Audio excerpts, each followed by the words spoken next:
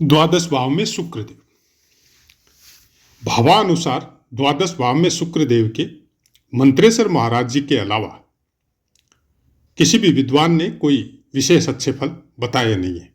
अच्छा, मंत्रेश्वर महाराज जी ने भी अच्छे और बुरे दोनों टाइप के बताए, लेकिन वर्तमान समय में उसको अच्छा माना जाता है क्योंकि काल पुरुष की कुंडली अनुसार द्वादश स्थान में मीन राशि के शुक्रदेव उच्च के होते, तो इसको रति सुख के साथ जोड़ दिया गया कि वो सुख प्राप्त होता है और जातक वैभव से युक्त होता है, तेजस्वी होता है, ऐसा मंत्रेश्वर महाराज जी का कथन है। अब क्योंकि ये हम लोगों की चर्चा कन्या लगन की है और कन्या लगन में शुक्रदेव धन स्थान का स्वामित्व और आपके लाभ नवम भाव का स्वामित्व यानी भाग्य भाव का स्वामित्व होता है, तो आपका धनेश अगर द्वादश स्थान में हो तो ऐसा इंसान साहसी, धनहीन, राजा के सानिध्य में रोजगार करने वाला या कमाने वाला, ये बातें रहत होरा पाराशर शास्त्र की बता रहे हैं, अपनी तरफ से नहीं बता रहे। उसके बाद में भाग्येश अगर आपके द्वादश स्थान में हो तो हानि निश्चित है और धन और अतिथि सरकार में, मतलब धन का जो खर्चा है वो अतिथि सरकार में, कि बाहर से कोई मेहमान ऐसे इंसानों के घरों में ज्यादा आते हैं तो उसको मैनेज करने में आपका खर्चा ज्यादा होता है। ये सब पुस्तकों की बातें हैं, वृहत होरा पाराशर में जो लिखा है वो बताया हमने आपको। लेकिन होता क्या है द्वादश स्थान का शुक्र? द्वादश स्थान के शुक्र वालों के हाथ में कन्या लगन की एक विशेष बात है, धन नहीं टिकेगा। अच्छा, धन नहीं टिकेगा वो तो ठीक है, तो क्या धन आएगा भी नहीं? अनवरत आएगा और जितना आएगा उतना ही जाएगा, रुकेगा नहीं इनके पास। अब आएगा कैसे? क्योंकि धन स्थान से एकादश होते हैं, अपने स्थान से ये एकादश होते हैं, तो आपको इस तरह से भी प्रिडिक्शन करना पड़ेगा कि द्वादश स्थान का शुक्र आपके लग्न के लिए खराब है, लग्न का खर्चा होगा, इसीलिए इसको रति सुख के साथ जोड़ा गया। लग्न मतलब आप स्वयं, तो आपके पास क्या है? शुक्र आपके द्वादश स्थान में है तो आपके पास शुक्र का तत्व है, आपके पास वो निर्माण वाली, प्रजनन वाली शक्ति ज्यादा है और उसी का आप दुरुपयोग या सदुपयोग दोनों करेंगे, तो उसका खर्चा होगा, मतलब आपके स्वास्थ्य का खर्चा होगा, आपकी शक्ति, उस एनर्जी, उस ओरा का खर्चा होगा, क्योंकि ये जरूरत से ज्यादा आपके पास। अब या तो जरूरत से ज्यादा है या भोग वाली प्रवृत्ति की वजह से जो है उसको यूज कर रहे हैं। लेकिन धन स्थान के लिए खराब नहीं है, धन आएगा और आप अपने भोगों के लिए, अपने नाम के लिए, अपने यश के लिए आप उसको खर्चा करेंगे। तो भाग्येश के लिए भी क्या चीज का खर्चा करेंगे? भाग्येश के लिए कोई खर्चा नहीं करेंगे। आप उस धन को बहुत बड़ा घर बनाने में, अपने माता पिता की या माता की सेवा करने में, सुख के संसाधन जुटाने में उस धन का यूज करेंगे। अपने भाग्य के द्वारा आप ये सब चीजें प्राप्त करेंगे और शुक्रदेव द्वादश स्थान में बैठा हुआ यह सब चीजें प्राप्त करवाएगा। तो किस चीज के काम करेगा? ऐसा इंसान हमेशा घूमते रहेगा, कभी कहां, चाहे उसकी सर्विस हो, चाहे उसका बिजनेस हो।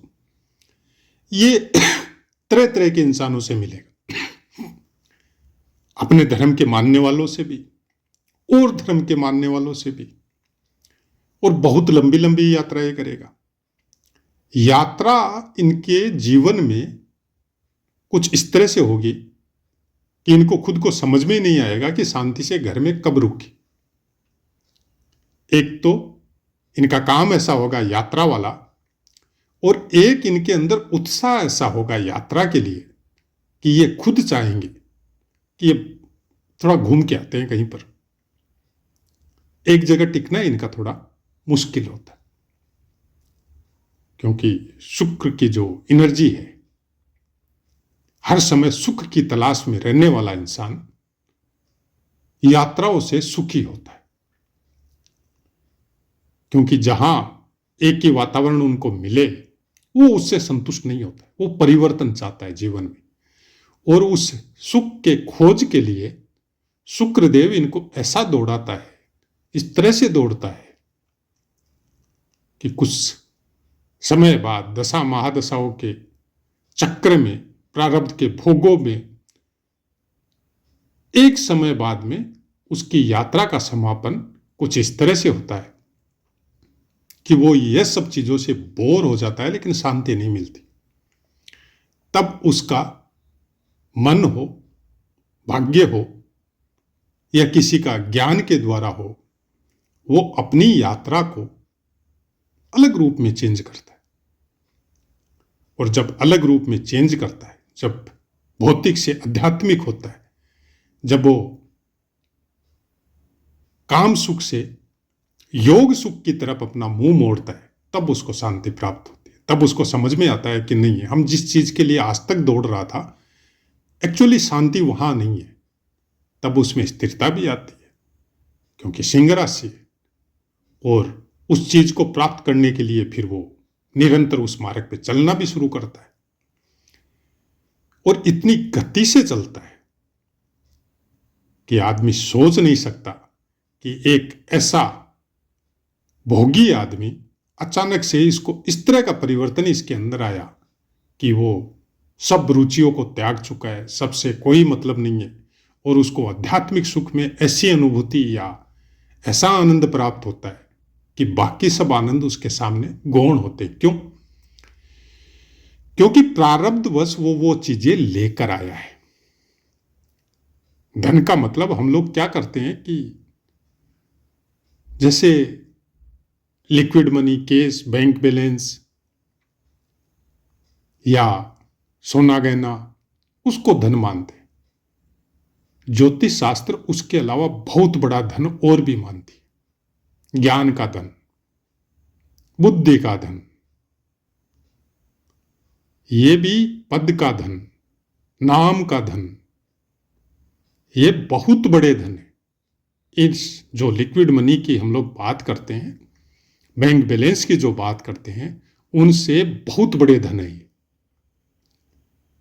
जब इस धन को खर्चा करना जब आप चालू करते हैं, तब फिर एक अलग धन आता है। भौतिक जगत का धन यहां तक ही है, लेकिन आध्यात्मिक जगत का धन बहुत बहुत बड़ा है। और वो धन आप कितना भी खर्चा कर लो, वो खर्चा नहीं होता, वो बढ़ते ही जाता है। यह एक खास बात है कि जब आपको ध्यान में आनंद आना चालू होता है, तो आप समाज से कटते हैं, परिवार से कटते हैं, अलग जाना चाहते हैं, कहीं पहाड़ों पे, कहीं नीरव निस्तब्ध जगह में। और उसका आनंद जब आना शुरू हो जाता है इंसान को, तब वो हमेशा उसी में बैठा रह के, स्थिर होके, और उसी में ध्यान लगा के अपने प्राणों को खोजने में, या कुछ बिंदु पे, या त्राटक रूप में कुछ इस तरह से करने लगता है।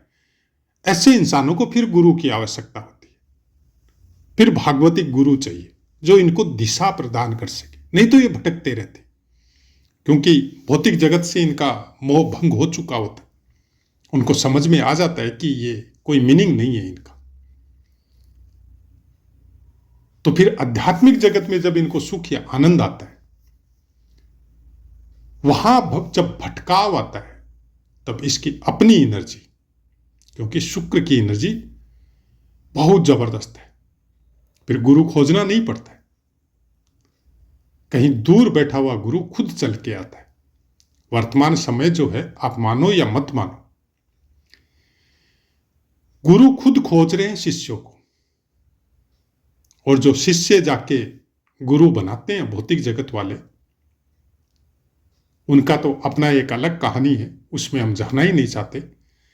लेकिन जो आध्यात्मिक जगत के गुरु है, कुछ शरीर रूप में इस धरा पे सबके सामने विद्यमान है, फिर भी हम लोग पहचानते नहीं है। और कुछ गुरु ऐसे हैं जो सूक्ष्म शरीर के द्वारा पूरे संसार पे दृष्टिपात कर रहे हैं और वो खोज रहे हैं ऐसे शिष्यों को जो इस संसार का कुछ भला कर सके, और वो भी उनको गाइड या उनको वो शक्ति प्रदान कर सके जिससे उनका तो जीवन सुधरे ही सुधरे और बाकी सबको भी वो अच्छे रास्ते पे लेके आ सके। तो जब ये चीज शुक्र 12वें स्थान पे आके आपकी जागृत करता है तो एक समय में गुरु खुद चला के आता है और इनको गाइड करता है, इनको समझाता है कि आपको इस तरह से करना है, और फिर ये अपनी लाइन पकड़ लेते हैं। क्यों आएगा गुरु चला के? क्योंकि ये आपका भाग्यश है, यह आपके धर्म स्थान का स्वामी है, और धर्म स्थान का स्वामी अपने से जब चतुर्थ बैठता है, चतुर्थ स्थान है शांति का, चतुर्थ स्थान है सुख का, चतुर्थ स्थान है माता का। माता की गोद में बच्चा अपने आप को सुरक्षित महसूस करता है। जब भाग्यश, जब धर्म माता के चरणों में बैठता है तो माता चाहे कहीं भी हो, कितनी भी दूर हो, उसको चला के आना ही पड़ेगा। वो उसके आंसू बर्दाश्त नहीं कर सकती, वो उसके प्रेम को मतलब ऐसे ही नहीं छोड़ सकती संसार के भरोसे, वो आती है। वैसे ही गुरु आएगा जब आप अपने धर्म का व्यय करना चालू करते हैं और उस व्यय से उस सुख को खोजने की कोशिश करते हैं, तो फिर आपके मोक्षगामी जो गुरु है, आपको मोक्ष प्रदान करने वाले जो गुरु है, वो कहीं से भी आओ, कैसे भी आओ, वो आपके पास जरूर आते। अब ये आध्यात्मिक जगत की बातें, और जब आप इसी चीज को अपने ऊपर अप्लाई करते हैं तो आप खुद खोजिए अपने अंदर कि जो भौतिक सुख आप द्वादश स्थान का शुक्र लेके बैठे हैं, हमेशा भौतिक सुखों में रत रहते हैं, क्या शांति प्रदान हो रही है? क्या आप आनंद में है, हर समय आनंद में रहते हैं? अब ये सब चीज जब आप खुद खोजेंगे और एक समय बाद में जब समझ में आएगा, तब जाके फिर परिवर्तन आएगा। तो ऐसा ही है कुछ इस ज्योतिष शास्त्र का रहस्य, इन ग्रहों का रहस्य, इन नक्षत्रों का, नवमांसों का रहस्य, जिसके पीछे हम लोग दौड़ रहे हैं, वो कुछ नहीं है, क्षणिक मात्र है, कुछ अंश, परसेंटेज में कुछ अंश। बाकी जो है वो साइंस बहुत बड़ा है, और ये 12वां स्थान उस साइंस को जागृत करता है। वो पूरा ब्रह्मांड आपको अपने अंदर नजर आता है, वो ग्रह सब आपको अपने अंदर नजर आती है जब इस यात्रा को आप भौतिक जगत की तरफ मोड़ते हैं, भौतिक जगत से आध्यात्मिक जगत की तरफ मोड़ते हैं। तब समझ में आता है कि ग्रह क्या है, नक्षत्र क्या है, ये ज्योतिष शास्त्र क्या है। तो आशा है मित्रों पाठ समझ में आया होगा। अब अपनी वाणी को विराम देते हैं, आपसे आज्ञा लेते हैं। जय माता।